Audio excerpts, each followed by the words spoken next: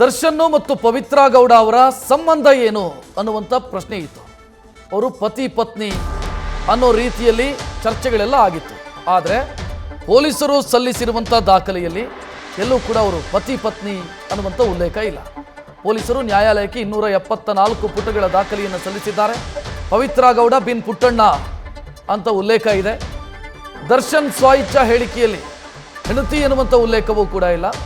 ಪೊಲೀಸರು ಕೋರ್ಟಿಗೆ ಸಲ್ಲಿಸಿರುವಂಥ ದಾಖಲೆಯ ಮಾಹಿತಿ ನ್ಯೂಸ್ ಫಸ್ಟ್ಗೆ ಲಭ್ಯ ಆಗಿದೆ. ಎಲ್ಲೂ ಕೂಡ ಅವರು ಎರಡನೇ ಪತ್ನಿ ಅಂತಾನೋ ಅಥವಾ ಅವರಿಬ್ಬರ ನಡುವಿನ ಸಂಬಂಧ ಏನು ಅನ್ನೋದರ ಬಗ್ಗೆಯೂ ಕೂಡ ಯಾವುದೇ ರೀತಿಯ ಉಲ್ಲೇಖ ಇಲ್ಲ. ಮೊನ್ನೆ ದರ್ಶನ್ ಅರೆಸ್ಟ್ ಆದಂಥ ಸಂದರ್ಭದಲ್ಲಿ ಕಮಿಷನರ್ ಒಂದು ಸುದ್ದಿಗೋಷ್ಠಿಯನ್ನು ಮಾಡಿದರು. ಆ ಸುದ್ದಿಗೋಷ್ಠಿಯಲ್ಲಿ ಕಮಿಷನರ್ ಮಾತನಾಡುವಾಗ ಏನು ಹೇಳಿದರು ಅಂತಂದರೆ, ದರ್ಶನ್ ಪತ್ನಿಗೆ ಮೆಸೇಜ್ ಮಾಡಿದ ಕಾರಣಕ್ಕಾಗಿ ಈ ರೀತಿ ಆಗಿದೆ ಅಥವಾ ನಟನೊಬ್ಬನ ಪತ್ನಿಗೆ ಮೆಸೇಜ್ ಮಾಡಿದ ಕಾರಣಕ್ಕಾಗಿ ಇದಾಗಿದೆ ಅಂತ ಹೇಳಿದರು. ಸೊ ಆದರೆ ಪೊಲೀಸರು ಸಲ್ಲಿಸಿರುವಂಥ ದಾಖಲೆಗಳಲ್ಲಿ ಎಲ್ಲೂ ಕೂಡ ಅವರಿಬ್ಬರ ಸಂಬಂಧದ ಬಗ್ಗೆ ಯಾವುದೇ ರೀತಿಯ ಉಲ್ಲೇಖ ಇಲ್ಲ.